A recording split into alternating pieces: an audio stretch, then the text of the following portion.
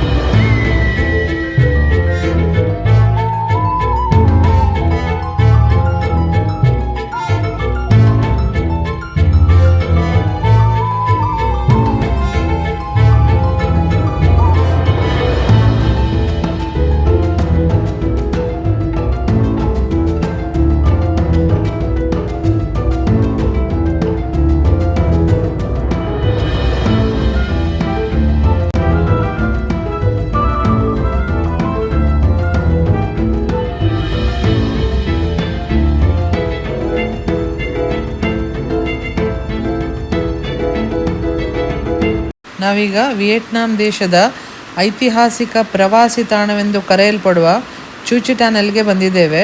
ಇದನ್ನು ಕಣ್ಣಾರೆ ನೋಡಿದ ಮೇಲೆ ಪ್ರವಾಸಿ ತಾಣ ಅಂತ ಹೇಳುವುದಕ್ಕಿಂತ ಯುದ್ಧದಲ್ಲಿ ಮಡಿದ ವೀರರ ಸ್ಮಾರಕ ತಾಣ ಎಂದು ಹೇಳುವುದೇ ಸರಿ ಅನಿಸ್ತಿತ್ತು ನನಗೆ.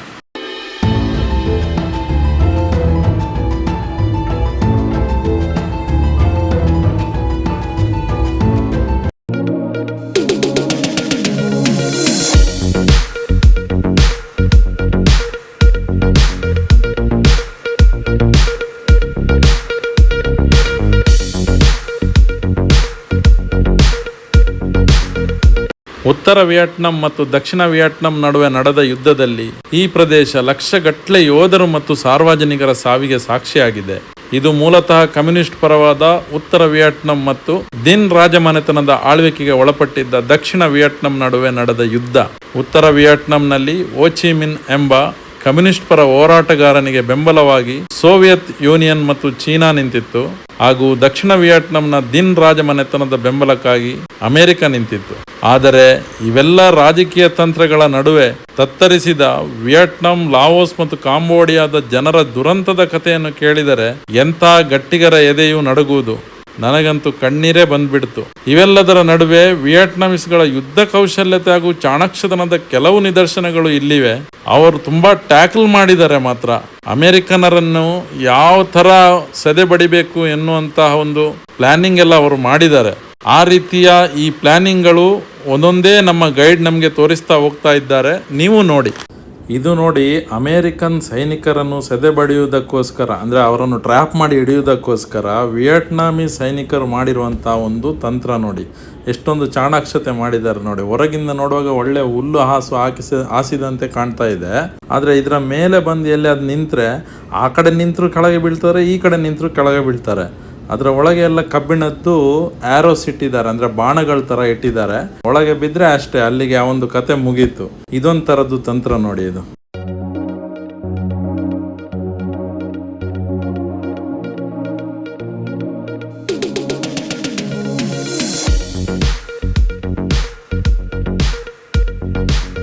ಇದೇ ರೀತಿ ವಿಯೆಟ್ನಾಮಿ ಸೈನಿಕರು ಅಮೆರಿಕನ್ ಸೈನಿಕರನ್ನು ಸೆದೆ ಬಡಿಲಿಕ್ಕೆ, ಅಂದ್ರೆ ಅವರನ್ನು ಹಿಡಿಯುವುದಕ್ಕೋಸ್ಕರ ಬೇರೆ ಬೇರೆ ತರದ ತಂತ್ರಗಳನ್ನು ಬಳಸಿದ್ದಾರೆ ನೋಡಿ. ಇಲ್ಲಿ ಒಂದೊಂದೇ ತೋರಿಸ್ತಾ ಇದ್ದಾರೆ ನಮಗೆ ಗೈಡ್. ನಮ್ಮ ಗೈಡ್ ಹೇಳಿದ ತರ ಆ ಡಿಪಾರ್ಟ್ಮೆಂಟ್ನವರು ಒಂದೊಂದೇ ತಂತ್ರವನ್ನು ಯಾವ ತರ ಉಪಯೋಗಿಸ್ತಾ ಇದ್ರು ಅಂತೇಳಿ ತೋರಿಸ್ತಾ ಇದ್ದಾರೆ ನೋಡಿ.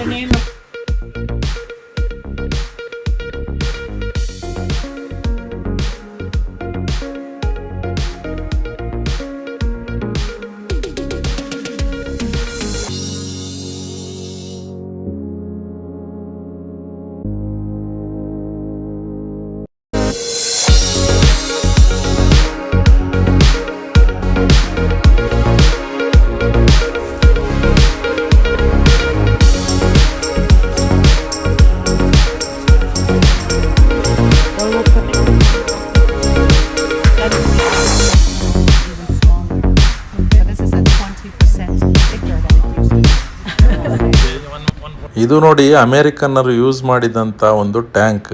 ಇದರಲ್ಲಿ ಬರೆದಿದ್ದಾರೆ ಅಮೇರಿಕನ್ M41 ಟ್ಯಾಂಕ್. ಇದು 1970ರ ಸಮಯದಲ್ಲಿ ಇವರು ಉಪಯೋಗಿಸಿದ್ದು. ಇನ್ನೇನಂದ್ರೆ ಇವರು ಉಪಯೋಗಿಸಿದಂಥ ಎಲ್ಲಾ ಶಸ್ತ್ರಗಳನ್ನು ಇವರು ಇಲ್ಲೇ ಬಿಟ್ಟು ಹೋಗಿದ್ದಾರೆ, ಯಾವುದು ತಗೊಂಡೋಗಿಲ್ಲ. ಇದರದ್ದು ಎಲ್ಲ ಕೆಲವು ಶಸ್ತ್ರಗಳನ್ನು ಇವರೀಗ ಮ್ಯೂಸಿಯಂ ಅಲ್ಲಿ ಇಟ್ಟಿದ್ದಾರೆ ಅಲ್ಲಿ, ಅದನ್ನು ನಾವು ನೋಡ್ಲಿಕ್ಕಿದೆ. ಈ ಟ್ಯಾಂಕರ್ ನೋಡುವಾಗ ನನಗೆ ಒಂಥರ ಅಫೆಕ್ಷನ್ ಆಗ್ತಾ ಇದೆ, ಯಾಕೆಂದ್ರೆ ನನ್ನ ತಂದೆ ಮಿಲಿಟರಿಯಲ್ಲಿ ಇದ್ರು. ಅವ್ರು ನಮಗೆ ಈ ಸ್ಟೋರಿ ಹೇಳ್ತಾ ಇದ್ರು, ಟ್ಯಾಂಕರ್, ಬಾಂಬ್, ಮತ್ತೆ AK-47 ಇಂಥದ್ದೆಲ್ಲ ಸ್ಟೋರಿ ಹೇಳ್ತಾ ಇದ್ರು. ಆದ್ರೆ ನಾನು ಯಾವುದು ನೋಡಿಲ್ಲ.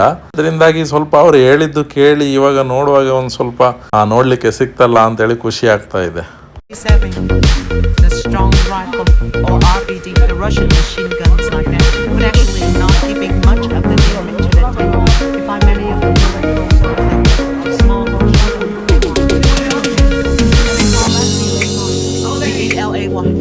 delayed because the main things we ಅವರು ಸ್ಥಳೀಯ ಜನರು ಕಪ್ಪು ಕಲ್ಲರ್ನ ಸಮವಸ್ತ್ರ ಆಗ್ತಾ ಇದ್ರು. ಮತ್ತೆ ಅವರು ವಿಯೆಟ್ನಾಮೀಸ್ ಯೋಧರಿಗೆ ಆಹಾರ ಮತ್ತು ಔಷಧಿಗಳನ್ನು ತಂದು ಕೊಡ್ತಾ ಇದ್ರಂತೆ.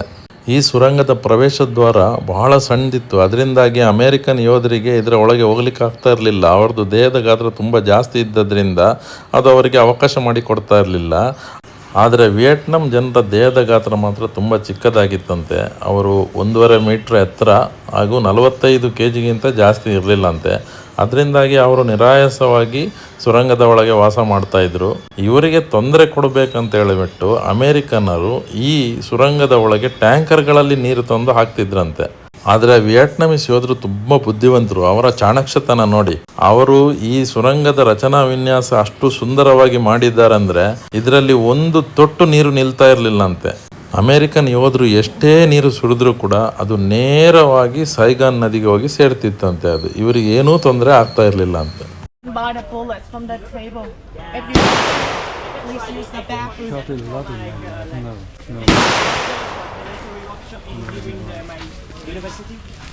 ಇಲ್ಲಿವರೊಂದು ಸ್ಪೋರ್ಟ್ಸ್ ಸೆಂಟರ್ ತರ ಮಾಡಿದ್ದಾರೆ. ಅದಕ್ಕೆ national defence sports shooting range ಅಂತೇಳಿ ಹೆಸರಿಟ್ಟಿದ್ದಾರೆ. ಇಲ್ಲಿ ಏನಂದ್ರೆ ಇವರು 5 ಬುಲೆಟ್ಸ್ ಕೊಡ್ತಾರೆ. ಒಂದು ಬುಲೆಟ್ಗೆ 200 ರೂಪಾಯಿ. ಆಮೇಲೆ AK-47 ಗನ್ನು ಕೊಡ್ತಾರೆ. ನಾವೇ ಬೇಕಾದ್ರೆ ಶೂಟ್ ಮಾಡಬಹುದು. ಯಾರಿಗಾದ್ರೂ ನಾನು ಈ ಜಾಗಕ್ಕೆ ಬಂದ ನಂತರ ಈ ಒಂದು ಅವಕಾಶ ಸಿಕ್ಕಿದ್ದನ್ನು ಯೂಸ್ ಮಾಡಬೇಕು ಅಂತ ಹೇಳುವವರು ಇದನ್ನು ಮಾಡಬಹುದು. ಆದರೆ ನನಗೆ ಇದರದ್ದೇನು ಇಂಟ್ರೆಸ್ಟ್ ಇರಲಿಲ್ಲ. ದೂರದಿಂದ ನಿಂತು ನೋಡಿದೆ. ಅಲ್ಲಿ ದೂರದಲ್ಲಿ ಒಂದು 5-6 ಕಲ್ಲು ಥರ ಇಟ್ಟಿದ್ದಾರೆ. ಇಲ್ಲಿಂದ ಶೂಟ್ ಮಾಡೋದು, ಅದು ಕರೆಕ್ಟಾಗಿ ಅದಕ್ಕೆ ಹೋಗಿ ಬಿದ್ದರೆ ಅದೊಂಥರದ್ದು ಖುಷಿ ಅಷ್ಟೇ. ಈ ಶೂಟಿಂಗ್ ಸೆಂಟರ್ ಪಕ್ಕದಲ್ಲಿ ದೊಡ್ಡದೊಂದು ಹಾಲ್ ಇದೆ. ಅದರಲ್ಲಿ ಕೆಲವೆಲ್ಲ ಸೊವಿನಿಯರ್ಸ್ ಇಟ್ಟಿದ್ದಾರೆ, ಅಂದ್ರೆ ವಾರ್ ರಿಲೇಟೆಡ್. ಮತ್ತೆ ಇಲ್ಲಿದ್ದು ಕೆಲವು ಆರ್ಟ್ ವರ್ಕ್, ಇದನ್ನೆಲ್ಲ ಇವರು ಇಲ್ಲಿ ಎಲ್ಲ ಡಿಸ್ಪ್ಲೇ ಇಟ್ಟಿದ್ದಾರೆ. ಪರ್ಚೇಸ್ ಮಾಡುವವರು ಮಾಡಬಹುದು. ರೇಟ್ಸ್ ಎಲ್ಲ ತುಂಬಾ ರೀಸನೇಬಲ್ ಇದ್ದಂಗಿದೆ. ಕೆಲವೊಂದು ವಸ್ತುಗಳು ಬೆಳಿಗ್ಗೆ ನಾವು ಅಲ್ಲಿ ಕರಕುಶಲ ಕಲೆಗಳ ಸಂಸ್ಥೆಯಲ್ಲಿ ನೋಡಿದ್ದು ಕೂಡ ಇಲ್ಲಿ ಇದೆ.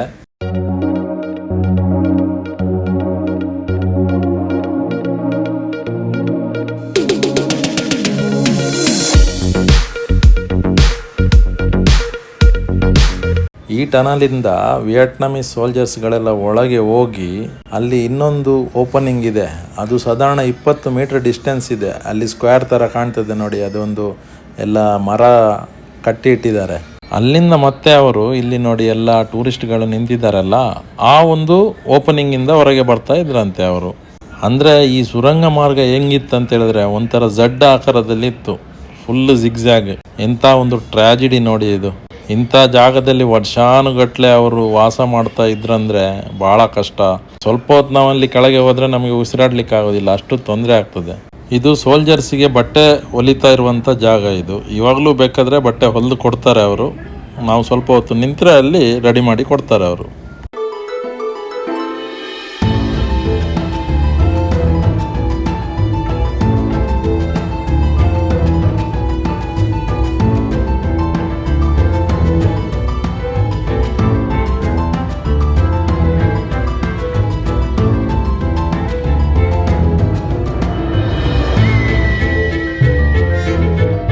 ಇವರ ಯುದ್ಧ ಕುಶಲತೆ ಎಷ್ಟಿತ್ತೆಂದ್ರೆ ಕಾಲಿನ ಚಪ್ಪಲಿಗಳ ವಿನ್ಯಾಸ ನೋಡಿದ್ರೇನೆ ಗೊತ್ತಾಗ್ತದೆ. ಒಂದು ಚಪ್ಪಲಿಯ ಹಿಮ್ಮಡಿ ಭಾಗ ಎತ್ತರ ಇದ್ರೆ ಇನ್ನೊಂದು ಚಪ್ಪಲಿಯ ಮುಂಭಾಗ ಎತ್ತರ ಇರ್ತಾ ಇತ್ತು. ಅಂದ್ರೆ ನಡೆಯುವಾಗ ಯಾವ ದಿಕ್ಕಿನಲ್ಲಿ ಹೋಗಿದ್ದಾರೆ ಅಂತ ಸರಿಯಾಗಿ ತಿಳಿತಾ ಇರಲಿಲ್ಲ. ಮತ್ತು ಒಂದು ಚಪ್ಪಲಿ ಚಿಕ್ಕ ಗಾತ್ರದಲ್ಲಿದ್ರೆ ಇನ್ನೊಂದು ದೊಡ್ಡದಿರ್ತಾ ಇತ್ತು.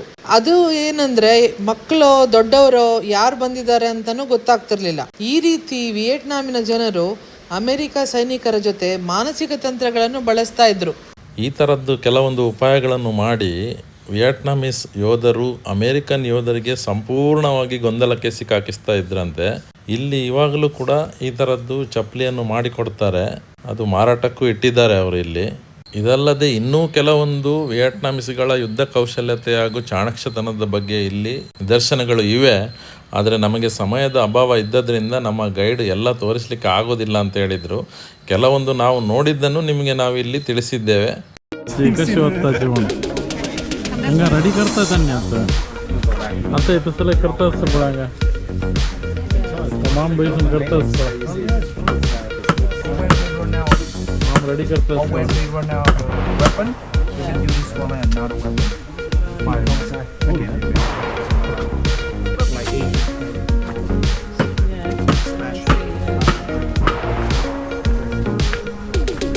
ಇದು ಅಮೇರಿಕನ್ ಸೋಲ್ಜರ್ಸ್ ಹಾಕಿರುವಂಥ B-52 ಬಾಂಬ್ ಹಾಕಿರುವಂಥ ಜಾಗ. ಎಷ್ಟು ದೊಡ್ಡ ಹೊಂಡ ಆಗಿದೆ ನೋಡಿ. ಇದು ಏನಂದ್ರೆ ಇಲ್ಲಿ ಬಾಂಬ್ ಹಾಕಿದ್ರೆ 500 ಮೀಟರ್ ದೂರದವರೆಗೆ ಮನುಷ್ಯನನ್ನು ಎಸಿತಿತ್ತಂತೆ. ಅದು ಅವರು ಪ್ರತಿ 80 ಮೀಟರ್ಗೆ ಒಂದೊಂದು ಬಾಂಬ್ ಹಾಕ್ತಾ ಇದ್ರಂತೆ. ಅಂದ್ರೆ ಒಂದು ಕಡೆಯಲ್ಲಿ ತಪ್ಪಿದ್ರೆ ಇನ್ನೊಂದು ಕಡೆಯಲ್ಲಿ ಅವನು ಸಿಕ್ಕಾಕೊಳ್ಬೇಕಂತ ಹೇಳ್ಬಿಟ್ಟು.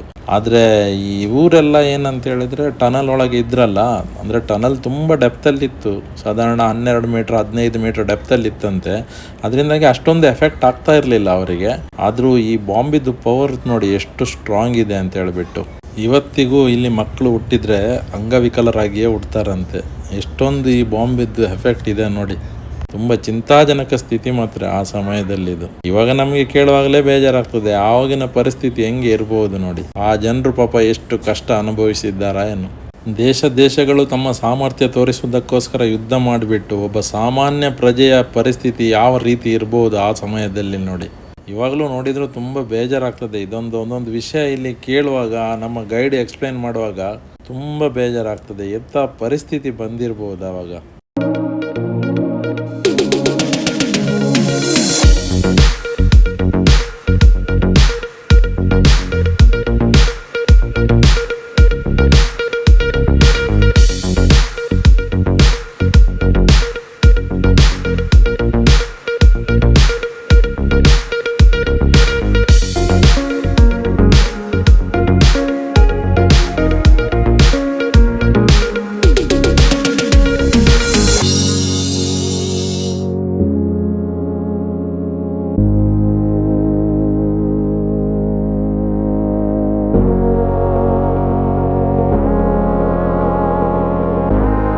ಈ ವಿಯೆಟ್ನಾಮೀಸ್ ಸೈನಿಕರು ಸುರಂಗದೊಳಗೆ ಆಕ್ಸಿಜನ್ ಬೇಕಂತ ಹೇಳಿಬಿಟ್ಟು ನೆಲದ ಮೇಲೆ ಮತ್ತೆ ಮಣ್ಣಿನ ಗುಡ್ಡದ ಮೇಲೆ ಸಣ್ಣ ಸಣ್ಣ ಓಪನಿಂಗ್ಸ್ ಮಾಡಿ ಅದರಿಂದ ಆಕ್ಸಿಜನ್ ಸಪ್ಲೈ ತಗೊಳ್ತಾ ಇದ್ರಂತೆ.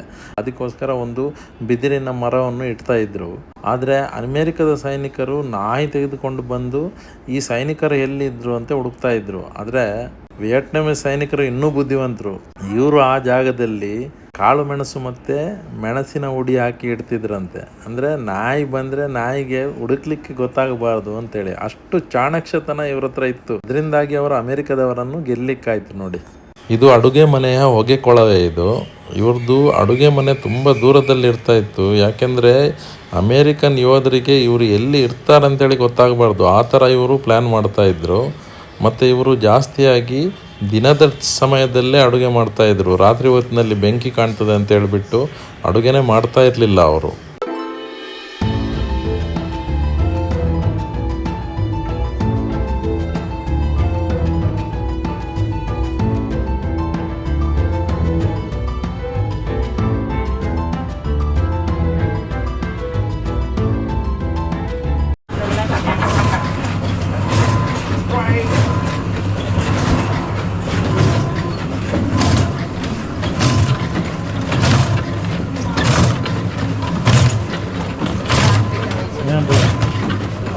फुल में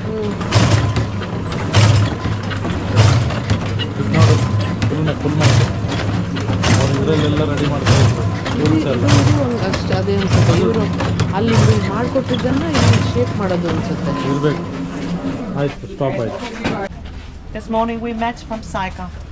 The brown color area is right over here. 1955, just 1 year after France totally defeated. We got a new government established in the south of Vietnam. People call it Saigon government. ಇಲ್ಲಿ ಸುಮಾರು 256 kilometre ಉದ್ದದ ಸುರಂಗ ಮಾರ್ಗಗಳಿವೆ. ಇವತ್ತು ಇವರು ಬರೀ 20 metre ಉದ್ದದ್ದು ಸುರಂಗ ಮಾರ್ಗ ಮಾತ್ರ ತೋರಿಸ್ತಾರೆ, ಯಾಕೆಂದ್ರೆ ಅಷ್ಟು ಹೋಗ್ಲಿಕ್ಕೆ ನಮಗೆ ಆಗೋದಿಲ್ಲ. ಆ ಸೈನಿಕರು ಆವಾಗ ಆ ಸಮಯದಲ್ಲಿ ಹೆಂಗೆ ಅದರಲ್ಲಿ ವರ್ಷಾನುಗಟ್ಟಲೆ ನಿಲ್ತಾ ಇದ್ರೋ ಗೊತ್ತಿಲ್ಲ. ಇಲ್ಲಿ ನೆಲದ ಕೆಳಗೆ 3 ಹಂತದಲ್ಲಿ ಇದನ್ನು ವಿಭಾಗ ಮಾಡಿದ್ದಾರೆ. ಒಂದು 3 ಮೀಟರ್ಗಿದೆ, ಇನ್ನೊಂದು 5 ಮೀಟರ್ಗಿದೆ, ಇನ್ನೊಂದು 10 ಮೀಟರ್ಗಿದೆ. ಈ ಸುರಂಗದಲ್ಲಿ ಇಲ್ಲಿನ ಸೈನಿಕರು ವರ್ಷಾನುಗಟ್ಟಲೆ ವಾಸ ಮಾಡಿ ತಮ್ಮ ತಾಯ್ನಾಡಿಗೋಸ್ಕರ ಯುದ್ಧವನ್ನು ಮಾಡ್ತಾ ಇದ್ರು. ನನಗೆ ಇಲ್ಲಿ 1 ನಿಮಿಷ ಸುರಂಗದ ಒಳಗೆ ಹೋಗಿ ನಿಲ್ಲಿಕ್ಕಾಗಲಿಲ್ಲ. ಉಸಿರು ಕಟ್ಟಿದ ಅನುಭವವಾಗಿ ಕೂಡಲೇ ನಾನು ಹೊರಗೆ ಓಡಿ ಬಂದೆ.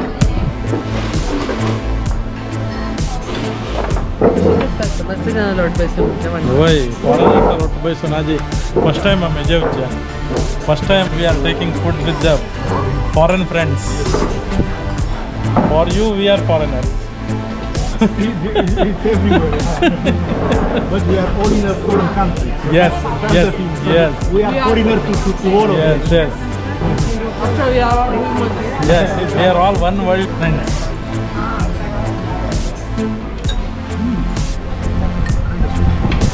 So now it's nearly 11:50. ಹಲಸಿನ ಹಣ್ಣು ನೋಡಿ ಇಲ್ಲೂ ಕೂಡ ಇದೆ ಕೂಚಿ ಟನಲಲ್ಲಿ. That is jackfruit. It is a fruit, Indian fruit. I know. Indian fruit it is. But it's not smelling fruit. It is smelling fruit. That's the smelling fruit. Yes, yes, yes, yes.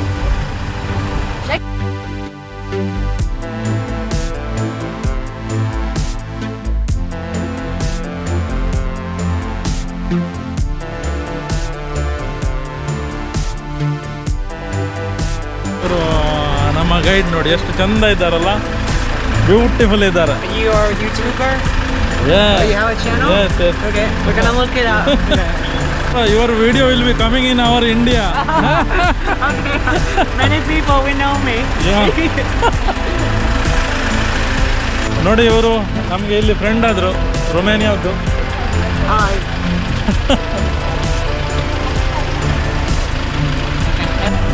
German madam. This is German sir. German sir is discussing something with my wife. And Yes, only 2 days. ಈ ಕೂಚಿ tunnel ಅಥವಾ ಚೂಚಿ tunnel ಪ್ರವಾಸಕ್ಕೆ ನಮಗೆ ಒಟ್ಟು ತಗಲಿದ ಖರ್ಚು 6,580 ರೂಪಾಯಿ ಇಬ್ಬರಿಗೆ. ಇದರಲ್ಲಿ Mekong delta tour ಕೂಡ ಒಟ್ಟು ಸೇರಿದೆ. ಅದು ಮಧ್ಯಾಹ್ನ ನಂತರ ಇತ್ತು. ಅದರ ಒಂದು ವಿಡಿಯೋ ನಾನು ಸಪರೇಟಾಗಿ ಹಾಕ್ತೇನೆ, ಯಾಕೆಂದರೆ ಅದು ಇನ್ನೊಂದು 15 ನಿಮಿಷದ ವಿಡಿಯೋ ಇದೆ. ನಮ್ಮ ಟೂರ್ ಗೈಡ್ ಅಂತೂ ಭಾಳ ಚೆನ್ನಾಗಿದ್ದರು, ತುಂಬ ಸರ್ವಿಸ್ ಕೊಟ್ಟಿದ್ದಾರೆ. ಒಂದು ಚೂರು ಕೋಪ ಮಾಡ್ಕೊಳ್ತಿರ್ಲಿಲ್ಲ ಅವರು. ಯಾವುದೇ ಡೌಟ್ ಕೇಳಿದ್ರು ಸಂತೋಷದಿಂದ ಹೇಳ್ತಾ ಇದ್ದರು. ಆಮೇಲೆ ನಾವು ಬುಕ್ಕಿಂಗ್ ಮಾಡಿದ್ದು booking.com ಅಂತ ಹೇಳುವಂಥ ಕಂಪನಿಯಲ್ಲಿ. ಅವರು ಕೂಡ ಒಳ್ಳೆ ಸರ್ವಿಸ್ ಕೊಟ್ಟಿದ್ದಾರೆ. ಮುಂಚಿನ ದಿನವೇ ನಮಗೆ ಫೋನೆಲ್ಲ ಮಾಡಿದ್ದಾರೆ. ಮತ್ತು ನೆಕ್ಸ್ಟ್ ಡೇ ಮಾರ್ನಿಂಗ್ ಅವರು ಒಂದು ಜಾಗಕ್ಕೆ ನಮಗೆ ಬರಲಿಕ್ಕೆ ಹೇಳಿದರು. ಅಲ್ಲಿಗೆ ನಾವು ಟ್ಯಾಕ್ಸಿ ಮಾಡ್ಕೊಂಡು ಹೋದ್ವಿ. ಕರೆಕ್ಟಾಗಿ ಆ ಟೈಮಿಗೆ ನಮ್ಮ ಟೂರ್ ಗೈಡ್ ಬಂದು ನಮ್ಮನ್ನು ಇಲ್ಲಿಗೆ ಕರ್ಕೊಂಡು ಬಂದರು. ಈ ಟೂರಲ್ಲಿ ಹೋಗಿ ಬರುವಂಥ ಬಸ್ಸಿನ ಚಾರ್ಜು, ಮಧ್ಯಾಹ್ನದ ಊಟ, ಟಿಕೆಟ್ಸು ಎಲ್ಲ ಇನ್ಕ್ಲೂಡ್ ಆಗಿದೆ. ಎಕ್ಸ್ಟ್ರಾ ಏನೇ ಚಾರ್ಜಸ್ ಅವರು ನಮಗೆ ತಗೊಂಡಿಲ್ಲ. ಈ ನಮ್ಮ ವಿಡಿಯೋ ನಿಮಗೆ ಇಷ್ಟ ಆದರೆ ಒಂದು ಲೈಕ್ ಮಾಡಿ, ಶೇರ್ ಮಾಡಿ ಮತ್ತು ನಮ್ಮ ಚಾನಲ್ ಸಬ್ಸ್ಕ್ರೈಬ್ ಮಾಡಿ. ವಿಡಿಯೋ ನೋಡಿದ್ದಕ್ಕಾಗಿ ಧನ್ಯವಾದಗಳು. ನಮಸ್ಕಾರ.